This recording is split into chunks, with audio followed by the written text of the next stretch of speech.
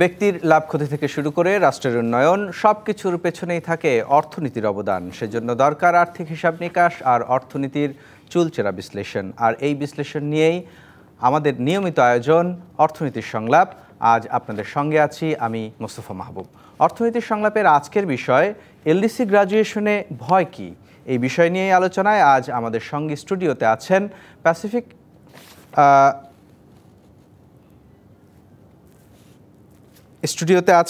Bangladesh employers ফেডারেশনের সভাপতি ফজলে শামীম এহসান এবং আছেন অর্থনীতিবিদ এবং policy research and policy integration for development রেপিডের চেয়ারম্যান ডক্টর আব্দুর রাজ্জাক। আপনাদের দুজনকেই স্বাগত।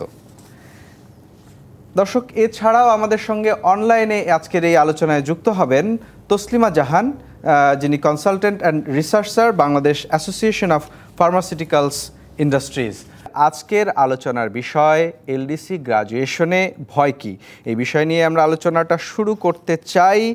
আমাদের সঙ্গে ফজলে শামীম এহসান আছেন, বাংলাদেশ এমপ্লয়ার্স ফেডারেশনের সভাপতি। আপনাকে দিয়ে আগে আলোচনাটা শুরু করতে চাই। আমরা দেখলাম যে আসলে এলডিসি নিয়ে তো আজকাল থেকেই কথা হচ্ছে না, বেশ লম্বা আলোচনা, কিন্তু খুব সম্প্রতি ব্যবসায়ীদের পক্ষ থেকে এখন খুব জোরালো আওয়াজ তোলা হয়েছে যেন 2026-এর নভেম্বরে যে এলডিসি গ্রাজুয়েশনের সিদ্ধান্ত আসার কথা, বাংলাদেশ স্বল্পোন্নত দেশ থেকে উন্নয়নশীল দেশের যে স্বীকৃতি, সেটি যাতে না হয়, পিছিয়ে দেওয়া হয়, সেরকম একটি দাবি তোলা হচ্ছে। কেন আসলে?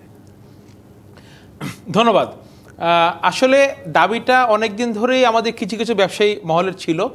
আমরা বিভিন্ন জায়গাতে আমরা দাবিগুলো করছিলাম, পাবলিকলি না করে যারা নীতি নির্ধারণী মহল তাদের সামনে আলাপ করছিলাম, আমাদের যারা অর্থনীতিবিদ আছে ওনাদের কাছ থেকে আমরা সাজেশন নিচ্ছিলাম। কিন্তু এখন যখন একদম শেষ মুহূর্ত চলে এসেছে তখন আসলে আমাদের এটা আসলে পাবলিক করতে হয়েছে, কারণ একদম দেয়ালে পিঠ থেকে যাওয়ার মতো সময় যেতে এখনই শেষ সময়, বা আমি মনে করি আসলে সময়টা পার হয়ে গিয়েছে, ফলে একদম শেষ চেষ্টা করা। ভয়টা কোথায়, যেটা আপনি আজকে বলছিলেন, ভয়টা হলো যে আমরা আসলে রেডি না। এখন অনেক দিন ধরেই এটা হচ্ছে, এটা কথাটা সত্য, কিন্তু আমি যদি একটু সাধারণ একটা উপমা দিয়ে বলি যে একজন বাচ্চার বড় হলে হাঁটতে হবে, এটা আমরা সবাই জানি, কিন্তু তার বাবা মা যদি তাকে হাঁটা না শিখায়, সারাক্ষণ কোলে তুলে রাখে, তাহলে হঠাৎ করে যদি বলে যে আপনি বড় হয়ে গেছেন এখন হাঁটা শুরু করেন, তাকে একটু সময় দিতে হয়। আমাদের আসলে পরিস্থিতি অনেকটা ওইরকম হয়েছে যে ওভারঅল যে সিচুয়েশন আমাদের রাষ্ট্রের ভিতরে যে কাঠামোগত যে সংস্কারগুলো দরকার ছিল একটি উন্নয়নশীল রাষ্ট্রে যাওয়ার জন্যে, সেই সংস্কারগুলো আসলে হয়নি।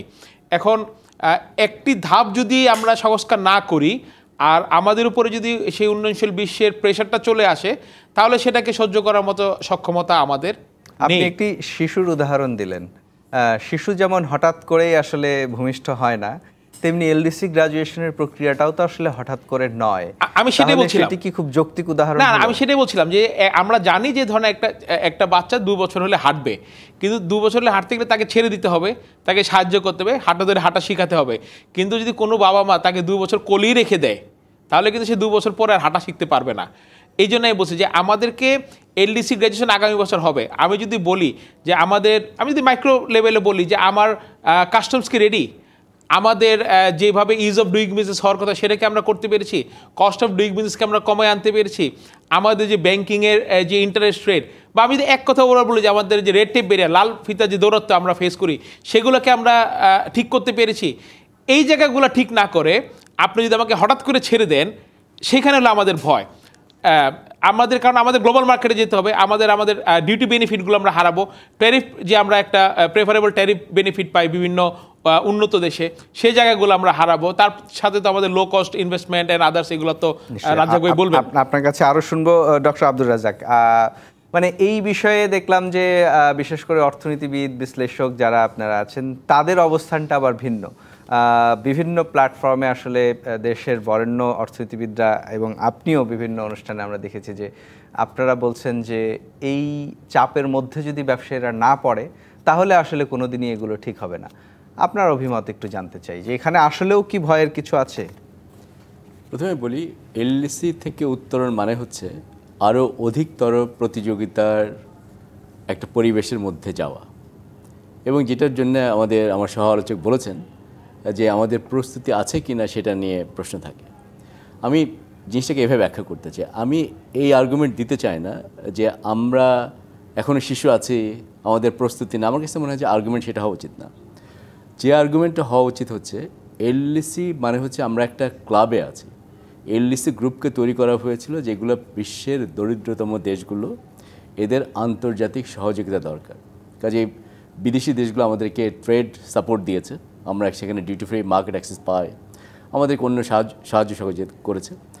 আর এটার সঙ্গে আরও একটা জিনিস ছিল, পৃথিবীতে কতগুলো জিনিস অনেক সরকার করতে পারে না, কিন্তু এলডিসির দেশগুলোর সরকারকে সেগুলো করার অনুমতি দেওয়া আছে। যেমন রপ্তানির জন্য আমরা সাবসিডি দিতে পারি, এটা ওয়ার্ল্ডে দেওয়াটা WTO আইন অনুযায়ী দেওয়াটা কঠিন। তারপরে দেখুন আমরা যে ইন্টেলেকচুয়াল প্রপার্টি যেটা আছে সেটাকে সংরক্ষণে আমরা অনেক সুবিধা পেয়েছি। আমাদের ফার্মাসিউটিক্যাল ইন্ডাস্ট্রি যে বড় একটা প্রবৃদ্ধি হয়েছে, এটা হয়েছে আমরা এলডিসি সেই সুবিধাগুলো ব্যবহার করতে পেরেছি, সেটা একটা ইস্যু। কিন্তু আমার যুক্তি এটা না যে আমি শিশু 50 বছর, বাংলাদেশ 1975 সালে এলডিসি গ্রুপে গিয়েছে, এখন যদি আমরা বলি আমরা এখন শিশু আছি, সেটা ঠিক না। তারপর আপনিও বলেছেন যে এটার প্রসেস হচ্ছে 2018 সাল থেকে এই প্রসেসের মধ্যে পড়েছে, বারবার আমাদেরকে ইভ্যালুয়েট করা হয়েছে এবং আমরা এখনও ইভ্যালুয়েট করলে যে 3টা ক্রাইটেরিয়া আছে সেটা অনুযায়ী কিন্তু আমাদেরকে এলডিসি থেকে বের হয়ে যেতে হয়।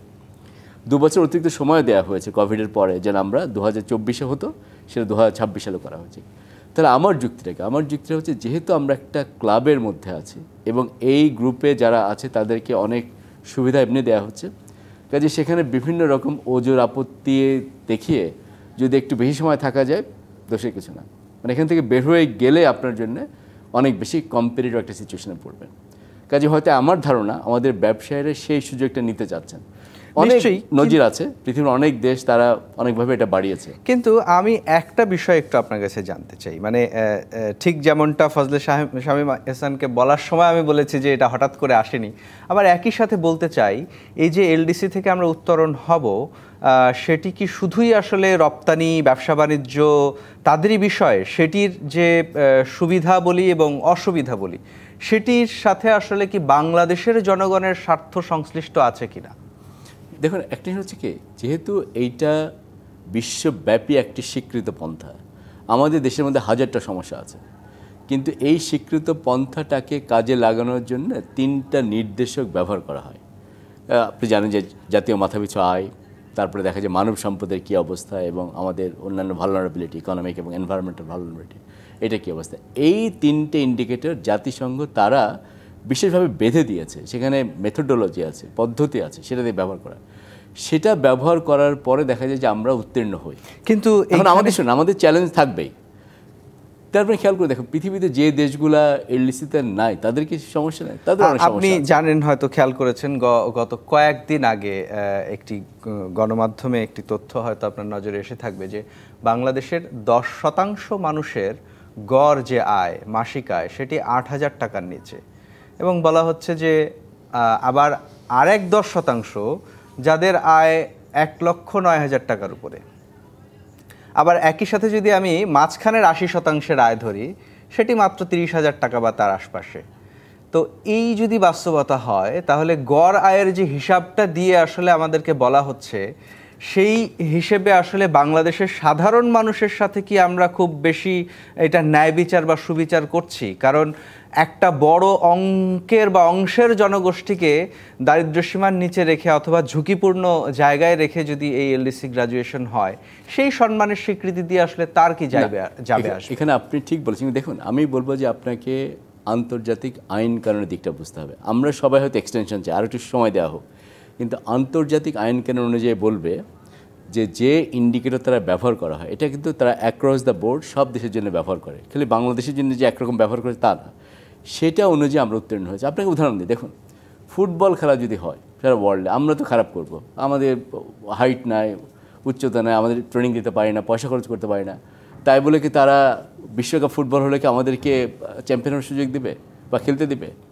কাজে পৃথিবীর ওই জায়গাটা হচ্ছে নিষ্ঠুরতম একটা জায়গা। কিন্তু যেটা মনে রাখতে হবে, তারা 50 বছর ধরে আমাদের কিন্তু এই সুযোগ সুবিধাগুলো দিয়েছে, এবং আমাদের অনেক অবনটন আছে, অনেক আমাদের ইনইকুয়ালিটি আছে। কিন্তু এটাও ঠিক, বাংলাদেশ এখন আমাদের রেডিমেড গার্মেন্টস ওয়ার্ল্ডের একটা সেকেন্ড লার্জেস্ট ইন্ডাস্ট্রি আমরা এখানে তৈরি করতে পেরেছি। পৃথিবীর কোনো স্বল্পোন্নত দেশে ফার্মাসিউটিক্যাল ইন্ডাস্ট্রি যেরকম আমরা তৈরি করেছি সেরকম নাই। পৃথিবীর কোনো স্বল্পোন্নত দেশে ম্যানুফ্যাকচারিংয়ের যে হিস্সা আমাদের টোটাল জাতীয় আয়ে ম্যানুফ্যাকচারিং সেক্টরের কন্ট্রিবিউশন হচ্ছে 23-24 ভাগ। এটা পৃথিবীর কোনো স্বল্পোন্নত দেশে নাই। কাজে তাদের দিক থেকে আপনারা চিন্তা করেন, তারা হয়তো ভাবতেছে না বাংলাদেশ অন্য অনেকের থেকে অনেক ভালো করেছে, সেই টেনশন থাকবে। নিশ্চয়ই আপনার কাছে শুনবো, কিন্তু ফজলে শামীম এহসান, আপনার কাছে একটু জানতে চাই, মানে আপনি তো তৈরি পোশাক খাতের সঙ্গেও যুক্ত আছেন। তৈরি পোশাক খাতের যে সফলতা বা কি বলবো অর্জনের কথা যেটি বলা হয়, এই অর্জনটুকু আসলে কতটুকু একটা শ্রমিক পর্যন্ত তার ভাগ্য উন্নয়নের ক্ষেত্রে, খুব টেকসই ভাগ্য উন্নয়নের ক্ষেত্রে আসলে সেটা পৌঁছে দেওয়া সম্ভব হয়েছে?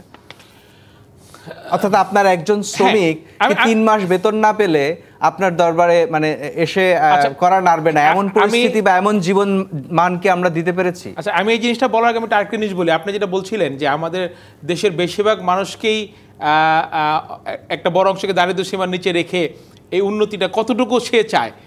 আপনি যদি গত 31 বছরের এলডিসি গ্র্যাজুয়েশন কোন কোন দেশ করেছে সেই দেশগুলোর নামগুলো যদি আপনি একটু চেক করেন, তাহলে আপনি দেখবেন যে এটা আসলে খুব বেশি প্রেস্টিজিয়াস ক্লাব না। আমাকে আসলে রাজ্জাক ভাই একদিন বলছিলেন যে এই দেশগুলো করেছে, ভানুয়াতু, সেন্ট কিটস, ছোট ছোট প্রিন্সেস নিয়ে ছোট ছোট দ্বীপরাষ্ট্র। এর ভিতরে আপনি শুধু পরিচিত দেশ পাবেন 2টা, মালদ্বীপ এবং ভুটান। সবই ছোট ছোট অর্থনীতির দেশ। ফলে তারা যেভাবে মুভ করতে পারে, 18 কোটি মানুষ নিয়ে মুভ করাটা কঠিন। আর আপনি যেটা বলছিলেন যে আমাদের শ্রমিক, উত্তরটা একটু পরে নিতে চাই। আমাদের সঙ্গে অনলাইনে যুক্ত আছেন তাসলিমা জাহান, ওনার কাছে একটু যেতে চাই ঠিক এই কারণে, যেটি ডক্টর আব্দুর রাজ্জাক বলেছিলেন যে আমরা ঔষধ শিল্পে অনেক ভালো করেছি এবং সেটি নিশ্চয়ই বিশ্বের অনেক দেশের কাছে উদাহরণ, কিন্তু ঔষধ শিল্পে আসলে আমরা কি করতে পেরেছি? জনাব তসলিমা জাহান, নিশ্চয়ই আপনি আমাকে শুনতে পাচ্ছেন। এলডিসি গ্রাজুয়েশন কেন করব আমরা, বা কেনই আসলে এখান থেকে ভয় পাচ্ছি, সেই বিষয়টা জানতে চাই। আসলে ঔষধ শিল্পে কি আমরা এতটাই ভালো করতে পেরেছি যে এই অবস্থায় যদি আমরা এলডিসি গ্রাজুয়েশনে যাই, সেটি আসলে বাংলাদেশের সাধারণ মানুষের জন্য খুব ইতিবাচক হবে, সাধারণ মানুষ তার চিকিৎসার নিরাপত্তা পাবে, তার ঔষধের নিরাপত্তা পাবে, সেই রকম একটা নিরাপদ জায়গায় কি আমরা যেতে পেরেছি কিনা? ধন্যবাদ। আজকের আলোচনায় যুক্ত হতে পেরে আমারও ভালো লাগছে। প্রথম কথা হচ্ছে যে আপনি যে প্রশ্নটা করেছেন যে এলডিসি গ্র্যাজুয়েশনের সাথে সাধারণ মানুষের স্বাস্থ্য বা চিকিৎসা নিরাপত্তার যে প্রশ্নটা জড়িত হয়ে আসছে, তা আমার তো এখনই প্রশ্ন করা উচিত আগে যে এলডিসি গ্র্যাজুয়েশন যেটা সম্পূর্ণই হচ্ছে একটা ট্রেড কম্পিটিশনে জয়েনের ব্যাপার, সেখানে হিউম্যান রাইটস এর মতো, পাবলিক হেলথের মতো বিষয়টা আসে কেন? সো ডব্লিউটিও বা ওয়ার্ল্ড ট্রেড অর্গানাইজেশনের আন্ডারে যে এগ্রিমেন্ট গুলো আছে বা ট্রেড ডিসপ্যারিটি গুলো আছে, তার মাঝখানে হচ্ছে ডেভেলপিং এবং এলডিসি কান্ট্রি, এবং এলডিসি কান্ট্রি গুলো থেকে শুরু করে ডেভেলপিং কান্ট্রি প্রত্যেকেরই পাবলিক ইন্টারেস্ট এবং পাবলিক হেলথ, এনভায়রনমেন্ট প্রোটেকশনের কিছু মেজার আছে। সেই মেজার গুলো তারা সেফগার্ড হিসেবে ডোমেস্টিক্যালি ডেভেলপ করতে পারে। এখন আমাদের দেশে যেটা হয়েছে যে এখন আমি রীতিমতো ভরকে যাচ্ছি যে বর্তমানে নিউজ পেপারে কথাবার্তা শুনে বা যে ধরনের বাক্যালাপ চলে আসছে যে এলডিসি গ্র্যাজুয়েশন নিতান্তই শুধুমাত্র একটা চ্যালেঞ্জ লোকাল ইন্ডাস্ট্রির জন্য। লোকাল ইন্ডাস্ট্রির আগে এলডিসি গ্র্যাজুয়েশনের সব থেকে বড় চ্যালেঞ্জ হচ্ছে লোকাল পিপল। যে লোকাল পিপলের সাথেই হচ্ছে লোকাল ইন্ডাস্ট্রি। লোকাল ইন্ডাস্ট্রিকে বেনিফিট দেওয়ার জন্য ডব্লিউটিও কম্পিটিশন মেজার চালু করা হয়নি বা ওপেন না।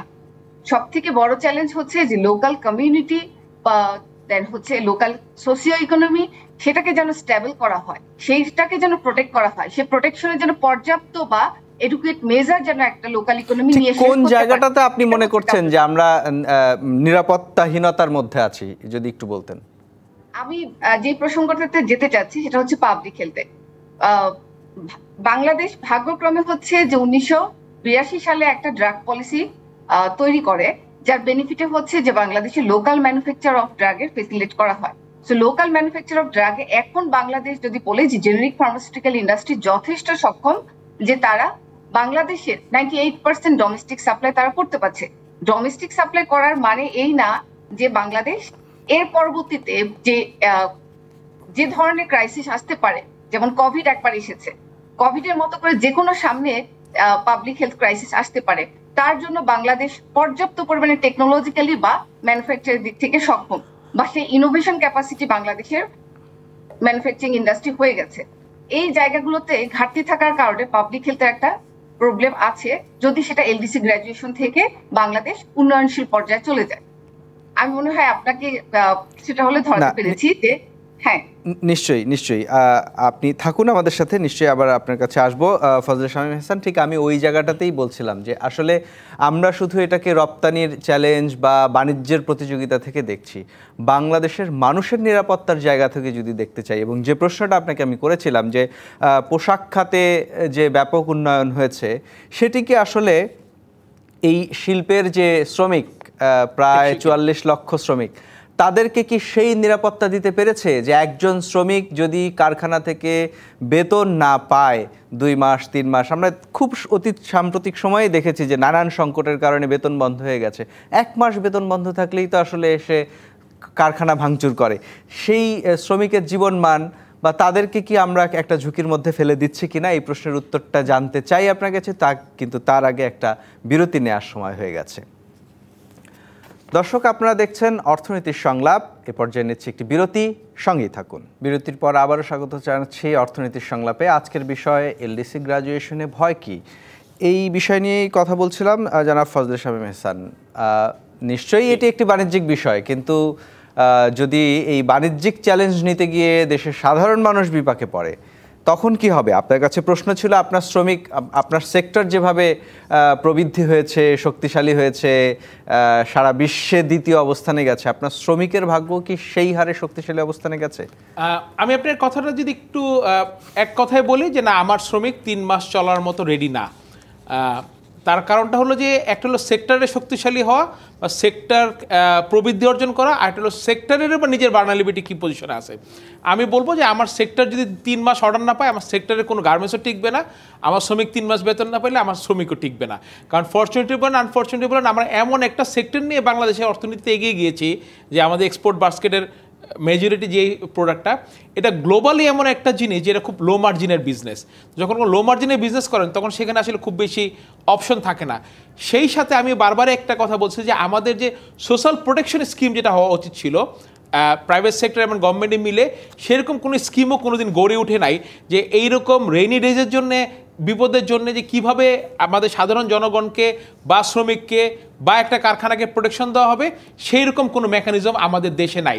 ফলে যখনই আমাদের কোনো কেউ বিপদে পড়ে, সেই কারখানা আপনি দেখেন গত বছর আন্দোলন বা নানান কারণে অনেক কারখানা বন্ধ হয়ে গেছে। উন্নত বিশ্বে কি হয় এটি?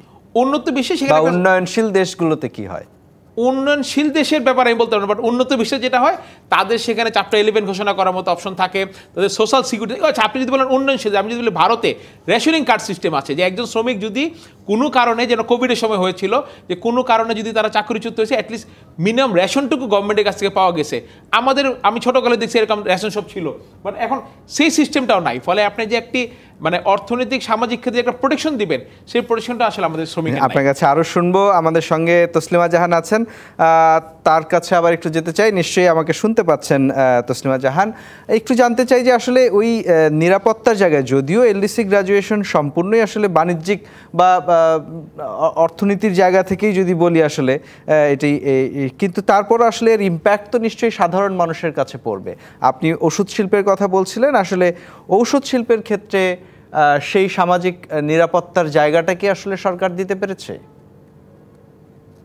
বাংলাদেশ সরকার ঔষধ শিল্পে প্রতি যতটা নজর রাখে, বাংলাদেশে পাবলিক হেলথের জন্য বা হেলথ সিকিউরিটির জন্য ততটা মেজার নেয় না। যদি আমরা লক্ষণীয়ভাবে দেখি যে হেলথের ক্ষেত্রে রিসার্চ অ্যান্ড ডেভেলপমেন্ট একটা সেক্টর আছে, গভর্নমেন্টের এখানে জিডিপি স্কোর খুবই কম থাকে। আবার পাশাপাশি আরেকটা জিনিস খুব লক্ষণীয় দেখবেন যে অন্যান্য ডেভেলপিং কান্ট্রি, যেমন আমাদের খুব সামনে সাউথ আফ্রিকা একটা এক্সাম্পল হয়ে আছে। এই কিছুদিন আগে কোভিড যখন হয়েছে তখন ডেভেলপিং কান্ট্রি খুবই এক্সাম্পল হয়েছে, এবং এখন maximum developing country health right ensure করার জন্য কনস্টিটিউশনালি প্রেশার দিচ্ছে। কেন? যে অ্যাক্সেস টু মেডিসিন এবং হেলথ কেয়ার এটা খুবই ইম্পর্ট্যান্ট একটা বিষয়, আর তার জন্য গভর্নমেন্টকে লোকাল ফেসিলিটেট করা বা লোকাল ম্যানুফ্যাকচারকে ফেসিলিটেট করা বা লোকালি প্রোডাক্টটাকে অ্যাফোর্ডেবল করে দেওয়া, এটা একটা ম্যান্ডেট হয়ে গিয়েছে গভর্নমেন্টের জন্য। That's a very challenging issue যে একটা প্রাইভেট রাইট মেডিসিনের উপর চলে আসলে এই শ্রিঙ্কিং বা এই কোয়েশ্চেন গুলো চলে আসে যে পিপলস অ্যাক্সেস টু হেলথ বা মেডিসিন পাবে কিনা। এটার জন্য বাংলাদেশ সরকার এখনো পর্যন্ত ওরকম কোনো প্রোটেক্টিভ মেজার নেয়নি। কিন্তু তাসলিমা, যদি এমন হয় যে আমরা এইরকম একটা অপ্রস্তুত অবস্থাতেই আসলে এলডিসি গ্রাজুয়েশন করে ফেলি, যদি সেক্ষেত্রে তো আসলে সময় পাওয়া যাবে আরো 2-3 বছর। সেই 2-3 বছরে কি এই নিরাপত্তাটা সরকার দিতে পারবে না? 2-3 বছর আপনি একটা জিনিস আমি সবসময় বলবো, আইন করা খুবই সহজ, কিন্তু আইনের ইমপ্লিমেন্টেশন করাটা অসম্ভব কঠিন হয়ে যায়। এটা আমাদের বেশ অভিজ্ঞতা আছে, গত 50 বছরের অভিজ্ঞতা আছে। তো একটা বিষয় হচ্ছে যে হেলথ রাইটটাকে আপনি কনস্টিটিউশনালি সেটেল করতে চাইলে এখনই পাবলিক হেলথের জন্য একটা রিট ফাইল করতে পারেন, অন্যান্য দেশে যেরকম হয়েছে।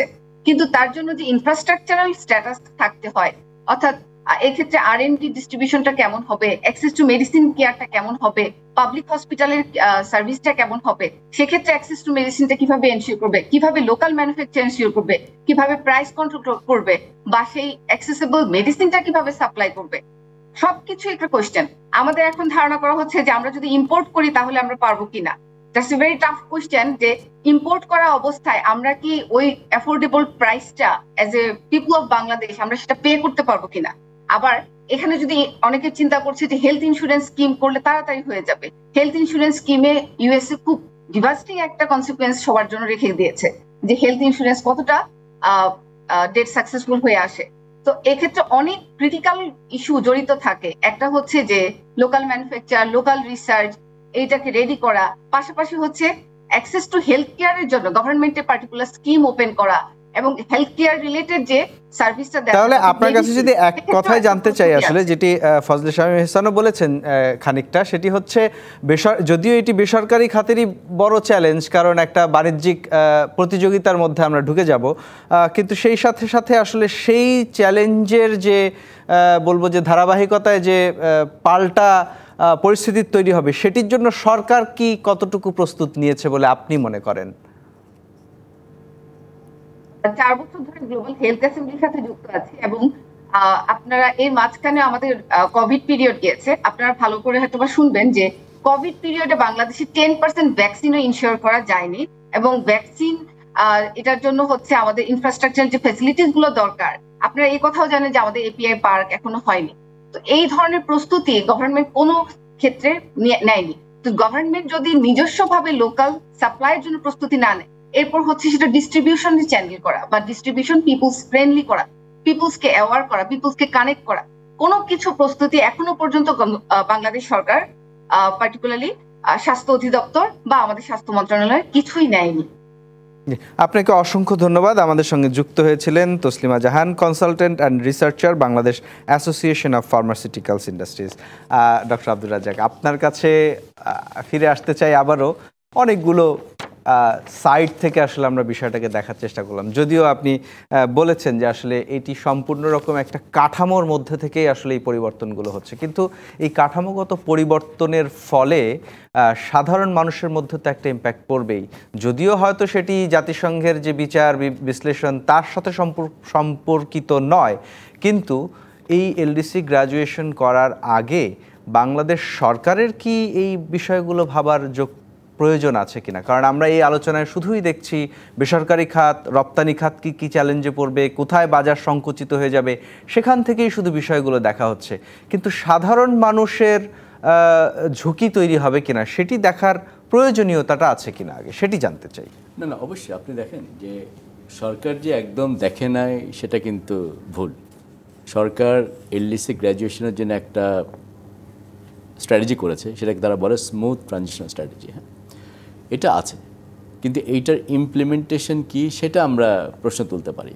অনেক রকমভাবে অ্যাসেস করা কিন্তু হয়েছে, জাতিসংঘ অ্যাসেস করেছে, ওরা যেখানে সিদ্ধান্ত নেয় এই 2018 সাল থেকে বাংলাদেশে এগুলোকে অ্যাসেসমেন্ট করা হয়েছে যে বাংলাদেশ যদি এলডিসি থেকে বের হয়ে যায় কীরকম প্রভাব পড়তে পারে। অনেক অঙ্ক মডেলিং করা হয়েছে যে গার্মেন্ট সেক্টরের উপরে কীরকম ইম্প্যাক্ট আসতে পারে বা আদৌ আসবে কি না, এইসব অ্যানালিসিস কিন্তু করা আছে। ওকে, আমি আপনাকে আগে প্রসেসটা বলি। এখানে দেখেন, একটা জিনিস মনে রাখতে হবে যে যেটা আমি একটু আগে বলেছিলাম, আমরা যদি আরও দীর্ঘদিন এলডিসি থাকতে পারি হয়তো ভালো, বিকজ এখানে আমরা থাকলে অনেক সুবিধা পাচ্ছি, কিন্তু বিশ্বের আইন অনুযায়ী আমাদেরকে গ্র্যাজুয়েট করতে হবে। তাহলে সরকারের সামনে একটা অপশন, যেটা এখন ব্যবসার দাবি করছেন, যে সরকার চেষ্টা তদবির করে দেখতে পারতেন কিনা আরেকটু সময় বাড়ানো যায়, আরও 6 বছর, বিভিন্ন কারণে 3 বছর। হ্যাঁ, সেটা পরিবর্তিত বিশ্ব পরিস্থিতিতে এখন একটা কঠিন একটা কাজ হয়ে দাঁড়িয়েছে। আগে অনেক এলডিসি তারা কিন্তু বারবার এক্সটেনশন চেয়েছে এবং পেয়েছে। ভানুয়াতু 15-20 বছর ধরে এক্সটেনশন নিয়ে তারা ছিল। এখন কেন বিশ্ব পরিস্থিতি কেন পরিবর্তিত? কারণ খেয়াল করুন, প্রেসিডেন্ট ট্রাম্পের যে ট্যারিফ, আপনি দেখলেন যে অনেক দেশের ট্যারিফ বসানো হয়েছে, কোনো দেশকে ডিসক্রিমিনেট করা হয়েছে। তার মানে কি সারা বিশ্ব এখন কিন্তু অনেক বেশি রাইভালরি, প্রতিদ্বন্দ্বী একটা সিচুয়েশনের মধ্যে তারা আবর্তিত হচ্ছে, এবং সেক্ষেত্রে অন্য দেশকে তারা কতখানি তাদের অবস্থান থেকে সুবিধা নেওয়ার চেষ্টা করবে সেটা কিন্তু আমরা জানি না। যেমন আমি আপনাকে বলি, যদি বাংলাদেশ এখন মনে করেন আমরা যদি ফার্দার আরও সময় চাই, তাহলে বাংলাদেশের অপশন কী? সরকার জাতিসংঘে আবেদন করতে পারে। জাতিসংঘে আবেদন করলে যেহেতু একটি জাতিসংঘের জেনারেল অ্যাসেম্বলিতে সাধারণ পরিষদে একটা রেজলিউশন হয়ে আছে, কাজে সেই রেজলিউশনের জায়গা আমাদেরকে সেটা অ্যামেন্ড করতে হবে অথবা নতুন একটা রেজলিউশন আনতে হবে যে বাংলাদেশকে অতিরিক্ত সময় দেওয়া হবে। জাতিসংঘে যখন এরকম একটা জিনিস যায়, কোনো দেশ এককভাবে এটা প্লেস করে না, কারণ নেগোসিয়েশন হয়তো সেখানে আমরা ইন্টারন্যাশনাল একটা কনসেনসাস বিল্ড করার চেষ্টা করি। এর আগে একটা ছিল, আপনি হয়তো জানেন যে জাতিসংঘের সাধারণ পরিষদে G77 বলে ডেভেলপিং কান্ট্রিজ একটা গ্রুপ আছে। যখন এই গ্রুপটা হয়েছিল 1964 সালে, তখন 77টা উন্নয়নশীল বিশ্ব ছিল, যাদের কাজ ছিল উন্নয়নশীল বিশ্বের স্বার্থকে যারা চ্যাম্পিয়ন করে। এখন সেই গ্রুপে 124টা দেশ আছে। তাহলে আমাদেরকে যেতে হবে কি ওই গ্রুপের কাছে যে ভাই তোমরা সবাই কি বাংলাদেশকে এক্সট্রা টাইম 3 বছর বা 5 বছর এটা তোমরা সাপোর্ট করবে কিনা? এখন দেখেন ওই গ্রুপ যে সাপোর্ট দিবে তা কিন্তু না, কারণ ওই গ্রুপের মধ্যে কিন্তু অনেক আছে যারা ট্রাম্পের রেসিপ্রোকাল ট্যারিফ কিন্তু আমাদের থেকে তাদেরও বেশি পড়েছে। তো তারা বলছে যে আমি তো বিশ্ব পরিস্থিতিতে অনেক বেশি এখন ট্যারিফ বাংলাদেশ থেকে ফেস করতেছি, কাজে বাংলাদেশকে কেন আমি অতিরিক্ত সুযোগ কেন দিব, সেই ইস্যুটা কিন্তু থাকছে। কাজে আমরা যদি এককভাবে যদি রেজলিউশন নিয়ে যাই এবং মনে করুন কথার কথা জাতিসংঘের সাধারণ পরিষদে সেইটা আমরা পাস করতে পারলাম, 50% প্লাসে এটা জিতলো, কিন্তু যদি কোনো দেশ সেই এতে ভোট না দেয় বা বিপক্ষে ভোট দেয়, তখন তারা সবসময় বলতে পারবে যে ওই রেজলিউশনে আমি তো ভোট দিই নাই, কাজে বাংলাদেশকে আমি আর অতিরিক্ত সুযোগ সুবিধা দিব না। নিশ্চয়ই, মানে সেটি প্রসেসটা হচ্ছে আমাদেরকে বুঝতে হবে, প্রক্রিয়াগত জটিলতা নিশ্চয়ই আছে, সেটি অবশ্যই যেমন বুঝতে হবে। এবং একই সাথে আসলে এই যে গ্রাজুয়েশনের পরে যে ঝুঁকিগুলোর শঙ্কা আমরা করছি, যে সাধারণ মানুষের স্বাস্থ্যের নিরাপত্তার কি হবে, তার চাকরি চলে গেলে তার জীবন জীবিকার নিরাপত্তা কি হবে, সেই জায়গাগুলোতে উন্নত বিশ্ব বা উন্নয়নশীল অন্য দেশগুলো যে ধরনের নিরাপত্তা নিশ্চিত করে, বাংলাদেশের সরকারও তো তা নিশ্চিত করতে পারেনি। কিন্তু এই আলোচনাটাতে সবসময়ই দেখি দুটো পক্ষ হয়ে গেছে। একটি ব্যবসায়ীরা সারাক্ষণই বলছে প্রতিযোগিতায় যেতে হবে, কর বেড়ে যাবে, শুল্ক বেড়ে যাবে, কিন্তু সরকার আবার বলছে যে না, এটা করতেই হবে। এই যে একটা অবস্থান, সেই জায়গা থেকে আসলে সরকারও কি খুব রাইট ট্র্যাকে আছে কিনা, কারণ তার যে অন্ধকার, তার যে প্রস্তুতির অভাব, সেই প্রস্তুতির অভাবটা আসলে খুব বেশি আলোচনায় হচ্ছে না কেন, এই বিষয় নিয়ে আপনার সঙ্গে কথা বলবো, কিন্তু তার আগে একটা বিরতি নিতে হবে। দর্শক, আপনারা দেখছেন অর্থনীতির সংলাপ, এ পর্যায়ে নিচ্ছে আরও একটি বিরতি, সঙ্গেই থাকুন। বিরতির পর আবারও স্বাগত জানাচ্ছি অর্থনীতির সংলাপে। আজকের বিষয় এলডিসি গ্র্যাজুয়েশনে ভয় কি। বিরতিতে যাওয়ার আগে জনাব আব্দুর রাজ্জাক, আপনার কাছে যে প্রশ্ন ছিল আসলে, যে এটি তো আসলে শুধুমাত্র বেসরকারি খাতের প্রস্তুতির বিষয় নয়, একই সাথে সরকারকেও প্রস্তুত হতে হবে, কারণ এই স্বীকৃতির পরে যে চ্যালেঞ্জগুলো আসবে সেখানে সরকারকে একটা শক্ত কি বলা যায়, যে একটা অবস্থানে থাকতে হবে যেখানে যে কোনো ঝুঁকি তৈরি হলে যাতে সরকার সেখানে দ্রুত সাড়া দিতে পারে। সেই জায়গাটাতে তো আসলে আলোচনাটা আমরা দেখি না কেন? না, সেখানে আলোচনা যে নাই সেটা না, এবং আলোচনা করে বলা হয় যে যে প্রস্তুতিগুলো নেওয়ার কথা ছিল সেগুলো কিন্তু নেওয়া হয় না বা নেওয়া যায় নাই, কারণ আমাদের অনেক সীমাবদ্ধতা আছে। আর প্লাস আমরা সংস্কার করতে যেয়ে দেখলাম যে আসলে সংস্কার করাটা আমাদের দেশে অত্যন্ত কঠিন একটা কাজ হয়ে দাঁড়িয়েছে। কিন্তু আমি আপনাকে একটা জিনিস বলে দেখুন, আমরা অবশ্যই শঙ্কার কথা বলছি, এলডিসি গ্র্যাজুয়েশনের কথা যখন বলি তখন বলে অনেকগুলো চ্যালেঞ্জেস তো আছে, কিন্তু এটাও ধরে নেওয়ার কোনো মানে হয় না যে তার মানে আমরা পুরোটাই ক্ষতির সম্মুখীন হবে, সেটাও কিন্তু না। আমি বলবো যে সেখানেও কিন্তু আমাদের আশার আলো দেখতে হবে। যেমন আমাদের সত্যি কথা, আমাদের এলডিসি গ্র্যাজুয়েশন হয়তো হবে 26শে নভেম্বরে। অতিরিক্ত সময় যদি 2-3 বছর পাওয়া যায়, চেষ্টা তবদের করে যদি পাওয়া গেলে ভালো, না পাওয়া গেলেও কিন্তু রাতারাতি যে সব চ্যালেঞ্জ বাংলাদেশের জন্য আসবে তা কিন্তু না। যেমন মনে করেন ইউরোপিয়ান ইউনিয়ন অতিরিক্ত 3 বছর একই রকম সুযোগ সুবিধা দিবে, যুক্তরাজ্য বলেছে তারা এটা কন্টিনিউ করবে, 3 বছরের বাইরে তারা এটা কন্টিনিউ করবে, অস্ট্রেলিয়া বলেছে তারা অনেক দিন যাবত এটা কন্টিনিউ করবে। সুতরাং অনেক দেশ থেকে কিন্তু সাহায্য সহযোগিতা পাওয়া যাবে। এটার সঙ্গে দেখুন আমরা মুক্ত বাণিজ্য চুক্তি করতে পারি, সেখানে আমরা এখনও ভালো করতে পারি না, সেটাও কিন্তু আমাদের একটা পথ দেখাতে পারে। কাজে আমি বলবো যে আমাদের এত বেশি হতাশাবাদী বা নিরাশাবাদী হওয়ারও কিন্তু কোনো কারণ নাই। আমাদেরকে কাজ করতে হবে, যে প্রস্তুতি আছে আমরা সবাই জানি যে কোন জায়গায় কাজগুলো করতে হবে, প্রায়োরিটি ঠিক করা আছে এবং সরকারকে এটাও বলা আছে যে কোন কাজগুলো আমাদেরকে অত্যন্ত আর্জেন্টলি করা দরকার, কিন্তু সেখানে একটা শ্লথগতি হয়েছে। সেটা করতে পারলে হবে কি, ব্যবসায়ের যে প্রতিযোগিতা সেটা কিন্তু বাড়ানো যাবে নিশ্চয়ই। কিন্তু এই যে জনস্বাস্থ্যের জায়গাটাতে যদি বলি, এখনও তো আমরা দেখি যে বাংলাদেশে ধরেন যেটি বলা হয় যে মরণঘাতী রোগ যদি হয়, ক্যান্সারের কথাই যদি বলি, সেটি তো আসলে শুধু একজন মানুষকে মেরে ফেলে না, পুরো পরিবারকে ধ্বংস করে দেয়।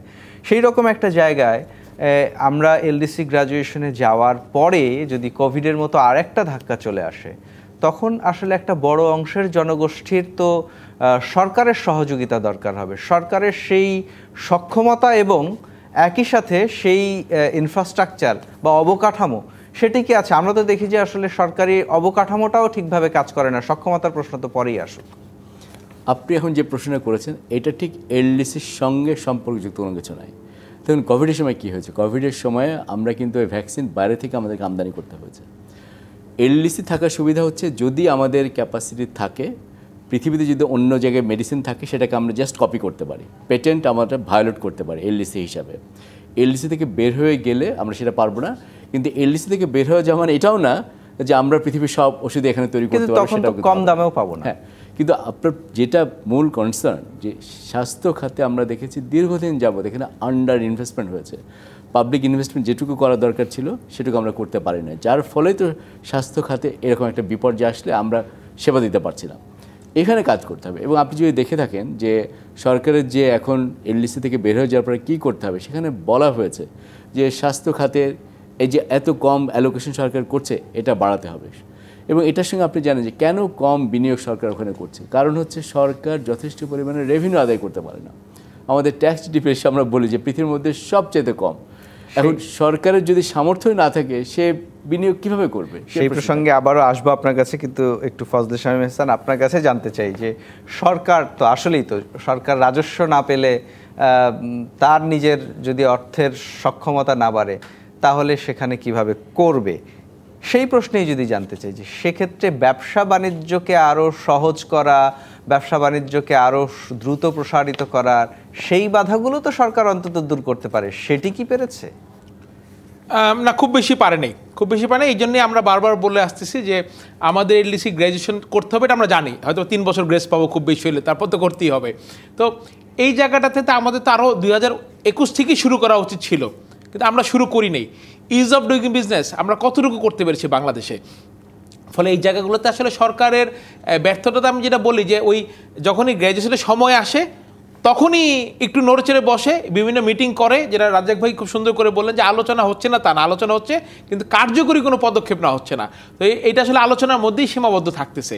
এই জায়গাটা থেকে আমাদের বের হয়ে আসতে হবে যে কী করলে একদম যে রোডম্যাপটা আছে সরকারের, এইটা অনেক এক্সপার্টিসরা মিলে করেছে, কোথায় কোথায় হাত দিতে হবে এবং ওপেন মাইন্ড নিয়ে আপনি একটা দেশকে স্বল্পোন্নত দেশ থেকে উন্নয়নশীল দেশে নিয়ে যাবেন, মানসিকতার পরিবর্তন করবেন না, তাহলে কিন্তু হবে না। আমি যদি খুব কুইক দু একটা বিষয় আপনার কাছে জানতে চাই। ধরুন আপনি একটা নতুন ব্যবসা শুরু করবেন, আপনি খুব সহজেই কি ট্রেড লাইসেন্স পাবেন? আপনি বন্দরের সমস্যাগুলো কি মিটে গেছে? রাজস্ব বোর্ডের হয়রানির কথা প্রতিনিয়ত আপনাদের কাছে শুনছি, সেই সমস্যাগুলো কি এমনভাবে সমাধান হয়েছে যেগুলো আসলে একটা উন্নয়নশীল দেশে যে চর্চা হয় সেই রকম একটা আদর্শিক পরিবেশ কি তৈরি হয়েছে? একটু বিস্তারিত বলতে হবে যে উন্নত হয়েছে, আগের তুলনায় আমরা আর আগের থেকে বেটার হয়েছে, এটা স্বীকার করতে হবে, কারণ নাহলে আবার এটা খারাপ দেখাবে। আগের থেকে বেটার হয়েছে, বাট কাঙ্ক্ষিত যে লক্ষ্যে পৌঁছানো দরকার ছিল তার থেকে আমরা অনেক দূরে রয়ে গিয়েছি। কারণ মানসিকতার পরিবর্তন না হয়ে যদি নাকি আপনি ভালো করতে চান, এটা খুব স্লো হয়।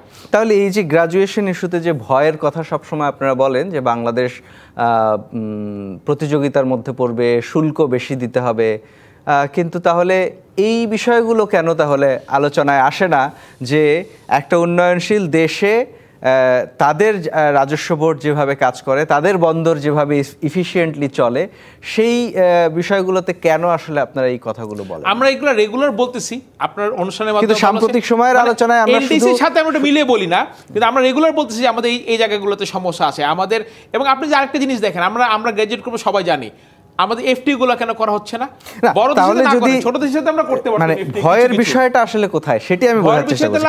এখনো 1 বছর সময় আছে, আপনারা সরকারকে তাহলে এই বিষয়টাতে কেন চাপ দিচ্ছেন না যে আগামী 6 মাসের মধ্যে আমার এই বিষয়গুলো, অর্থাৎ জাতীয় রাজস্ব বোর্ড, বন্দরের ব্যবস্থাপনা, আমার ট্রেড লাইসেন্স, আমার ব্যাংক, এই বিষয়গুলোকে একটা এই স্ট্যান্ডার্ডে নিয়ে যেতে হবে, তাহলে তো ধরেন আলোচনাটা খুব কনস্ট্রাকটিভভাবে আগায়। কিন্তু এখন আমরা দেখি যে সারাক্ষণই ব্যবসায়ীরা বলছে যে আমি প্রতিযোগিতায় চলে যাব, আমি সুবিধা পাবো না, আমার রপ্তানি কমে যাবে, এখন এলডিসি করা যাবে না।